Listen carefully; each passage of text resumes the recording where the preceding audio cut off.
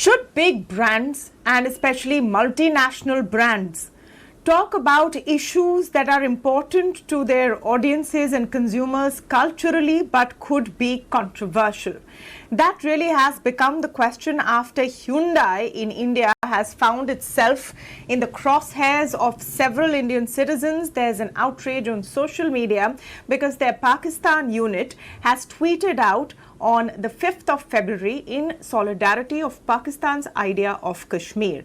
Now, this is obviously a very sensitive topic for Indians, and Hyundai India quickly faced backlash with many people in social media asking for a boycott of the popular cars in the country. Now, it's not the first time that companies have been facing this kind of a backlash because of what they put out on social media. We've seen this in the past as well. In fact, just on this whole incident, allegedly KFC in Pakistan, their social media handle also put out something similar, and KFC India may now have to face the heat. The question that we're asking today and attempting to explore in this conversation is how should large brands, especially if they're multinational, behave and conduct themselves in this situation. Hyundai India, in fact, has been facing even more heat after a note they put out in response to what their Pakistan unit had tweeted. That tweet was then taken down, but the note stopped short of an apology, and many found it not really enough for what has happened.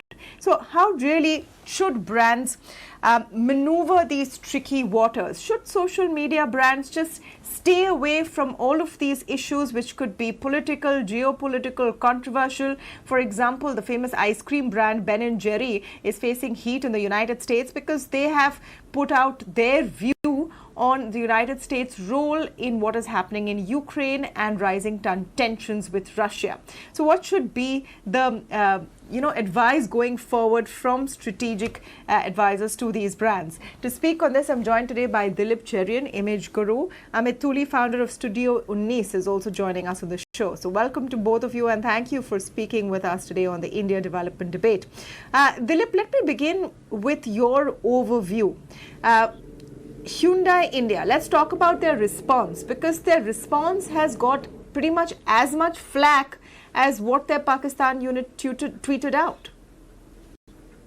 To start with, I think we need to clarify that there is no tweet from the Pakistan unit of Hyundai.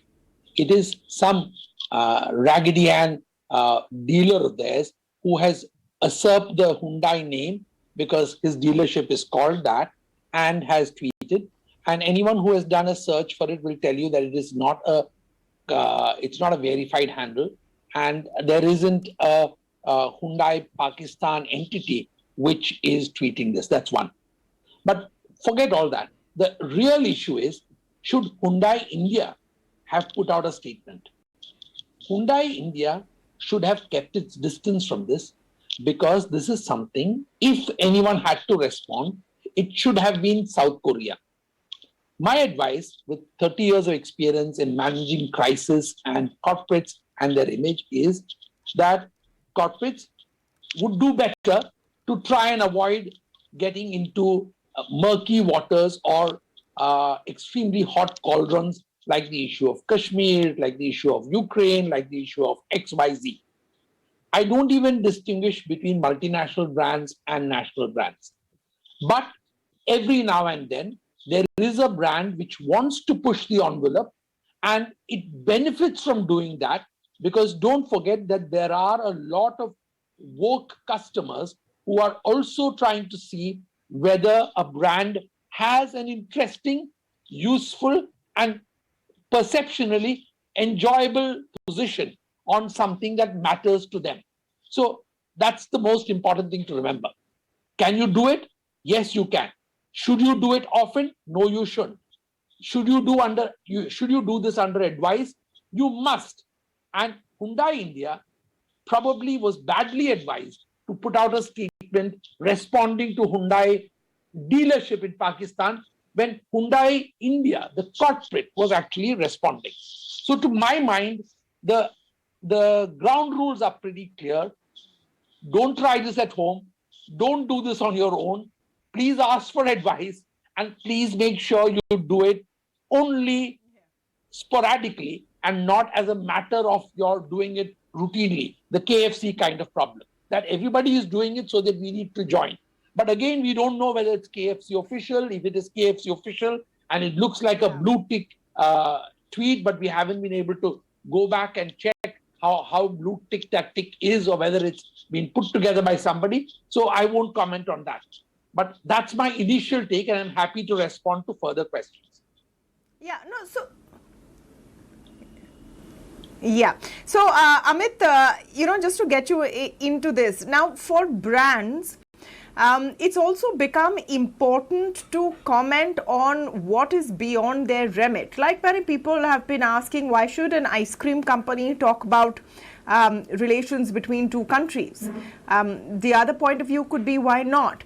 Are customers responding to brands who stand for more than just trying to sell their product? Is that now becoming part of strategy, or is this still one person in that team who thinks it's a good idea and then it backfires? To respond to that, one, we must look at social media now as a mass outreach global community. So any particular branch of any particular brand is no more sacrosanct, no more region specific. You are under the radar of every positive and negative, highlight that can reach you, that you can portray. So first and foremost, if there's any brand which is regional and has aspirations going national or multinational, or if there's an already multinational brand, there needs to be sensitization in terms of country-specific issues and also geopolitical specific issues. So if in case you are making a statement, if in case your marketing agency feels that there is a target customer base that they need to address, they need to target, and they need to appease, they need to know the pros and cons. They need to know what could be the backlash, what could be what's the quantifiable data that may support our campaign or that may cause us just a controversy and then loss. So that is one very important thing I think the companies, multinational and regional as well as national, should look at.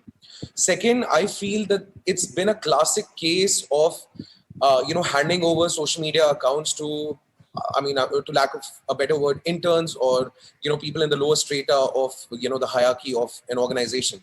You need to realize that the social media game has become very mature and very sensitive. So corporates actually need to hire people who understand the nuances of policies of social media. For example, Instagram policies, Twitter policies, politics and differing opinions.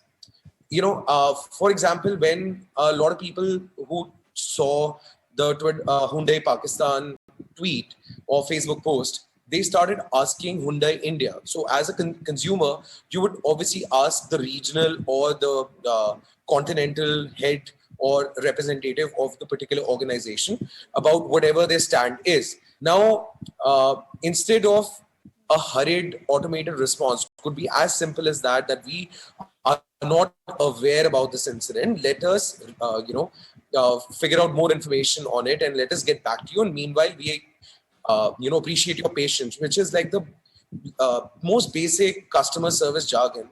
Instead of that, it took too long for Hyundai India to figure out internally of what is going on, what the response would be, and the entire aspect of blocking accounts that really backfired on them. And I think that was a very immature move, may have not been thought out of, may have not been, the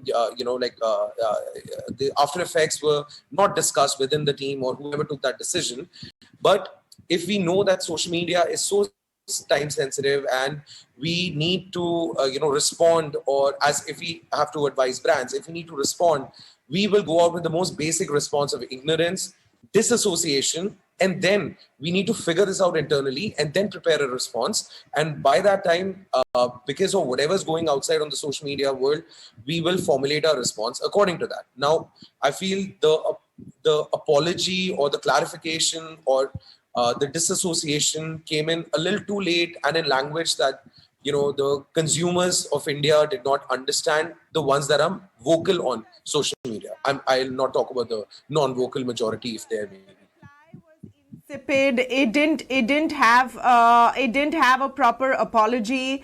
It didn't seem like they meant it, and people are upset about that. They're also linking it to the fact that it's a very popular selling car in this country, and they make a lot of money out of India. So how can some other branch say something that hurts our sentiment? So all of that is there in the story. But the bigger issue, and let me come to that. Amit, let me come back to you first on that, and a short answer on this, please. Should brands even wade into this water? Is it important for brands to present themselves on social media as entities who are doing more than just trying to sell their products to you? Because the flip side of this is, if brands only talk about how great their products are, they have hardly any engagement. No one cares. True. I mean, brands should not wade into disputes. When you're part of, you're selling a product, you're selling your, you're making a brand, you're building relationships with customers, and you don't know which plane these customers reside on, which wing they used to fly. So a customer for you has to be the most neutral territory. I personally would not advise any brand to wade into disputed waters. However, I feel that most of these wishes, creatives, are also coming out of the ignorance of the team which is supposed to be presenting a brand image on social media. It is very easy to track what day should we celebrate and then prepare a creative on it and put it out on Twitter. And trust me, because we handle social media, this is like a day-to-day activity in which, when we realize, okay, this could be a disputed issue, or this is something that is insensitive, or this is something that is not relevant to the area or the country or the region that we are servicing. So at that point in time, there is just like how there is a filtration process. So there is one filtration process that negates those creatives, negates those dates. Otherwise, you look at the calendar, there'll be multiple solidarity dates, there'll be multiple remembrance dates, there'll be multiple martyrdom dates. No, you don't know who is a martyr for whom and a terrorist for whom. In this case, another learning, and Dilip, let me come to you on this. When you have when you're such a big brand and you have so many entities who use your name, like in this case, you're saying it's some, random dealer in Pakistan. So there's so many people who represent you on the ground, your officials, your staff, your spokespersons. How do you ensure that their individual ideas don't cloud your brand perception? It's difficult to do, and it's almost impossible to police. Because especially when a handle is not verified, anybody can come up with anything. What is necessary, though, is a jhalak of what Amit said. That is, experienced people handling this need to create a brand profile over a period of time. This requires expertise. This requires specialist people who are actually working on it, which is the kind of thing that agencies who have this competence do. So, bland to me equals boring, equals slowly losing your customer because you're not engaging with them often. But interesting does not mean inflaming, is not equal to instigating. So there are two ways of looking at this. And I think that the most important thing is that brands, if they have good custodians of their brands, will create a character which will be such that if somebody else masquerading as you, some rogue dealer or the other, goes off doing something rather silly, then people will not believe that it's you, because there is a certain character. You may tilt at some windmills, but you will certainly not ride over a minefield. So if it is well established, and the problem is many brands are not investing enough in creating their brand images appropriately for the media vehicles. So social media, Instagram requires one kind of thing, Facebook requires a different kind of character, and people need to understand the nuances of it. Yeah. And experienced practitioners know how to guide global brands or local brands, both. It is not confined to only global brands. It is also a problem with local brands who are trying to get visible very fast. The maximum number of people who are trying to create unicorns. No, of course it is. Several brands have run into troubled waters Absolutely. We're talking about the Hyundai example here today, but several brands have run into troubled water. Some have had to withdraw the ads that they've put out, and then there's been a lot of differing opinions about whether they should have buckled under that pressure or not. So, who a brand is, what they stand for now, in this day and age, has to go beyond just what they sell. And that is definitely tricky terrain to navigate, as Hyundai India is learning right about now. I'll have to end this here, but I want to thank both Dilip and Amit for joining us on the discussion and just exploring this interesting question that a lot of companies now face. Thank you.